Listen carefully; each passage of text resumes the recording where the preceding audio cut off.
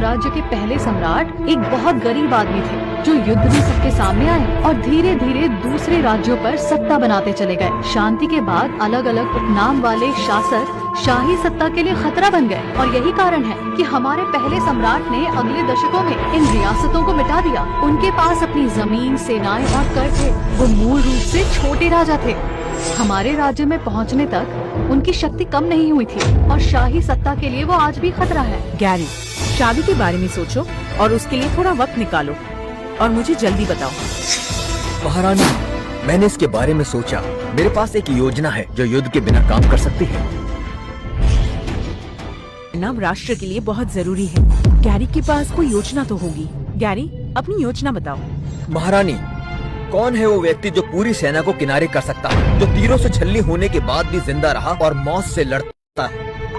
क्या आप अधिकारी रिचर्ड की बात कर रहे हैं? जी हाँ, अधिकारी रिचर्ड राजधानी में सबसे बलशाली है। उनके पास सेना है, सब कुछ है। वो राजधानी का अनौपचारिक राजा है। क्या आप जानती हैं अधिकारी रिचर्ड इतने सालों तक सत्ता में कैसे बने रहे? सभी मंत्री उनके साथ काम करते जब से मैं रानी बनी हूँ, मैं इतिहास की किताबें पढ़ने में व्यस्त रही हूँ, इसीलिए ध्यान नहीं दे पाई। तुम आगे बताओ।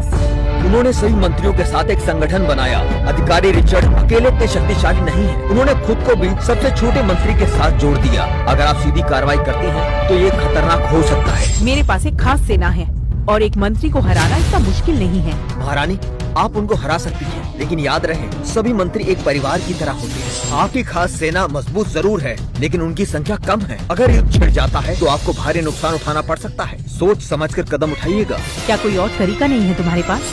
क्या मुझे मंत्रियों को वैसे ही छोड़ देना चाहिए? एक तरीका है एक मजबूत राष्ट्र के लिए। हमें सबसे पहले राजकुमार रिचर्ड को खत्म करना ही होगा। राजकुमार रिचर्ड?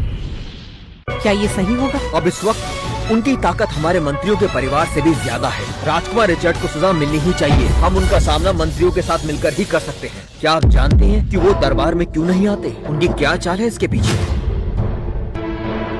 वो बीमार है। महारानी, वो बीमार है। कौन सी बीमारी इतनी लंबी चलती है? वो तब भी नहीं आए जब ग्वांगहो में टिड्डियों का बड़ा हमला हुआ था। क्या वो अभी बीमार है? मुझे तो शक हो रहा है कि वो विद्रोह की तैयारी कर रहे हैं। महारानी, ये आपके लिए सीधी चुनौती है। क्या आप जानती हैं कि आपके राज्याभिषेक के दिन पूरी शाही परिषद के चेहरे बदल गए थे? हाँ, मैंने देखा था। शुक्र है तुम्हारे पिछली नीतियों से मैं उसका जवाब दे पाई थी, इसीलिए मुझे तुम पर काफी भरोसा है। महारानी, इस साम्राज्य में रहते हुए आपका विरोध करना मौत को बुलाने जैसा है। और अगर कोई भी व्यक्ति आपके आदेश की अवहेलना करता है तो वो अपनी मौत को बुला रहा है। ये आत्मघात के समान है। राजकुमार रिचर्ड का प्रभाव बहुत ज्यादा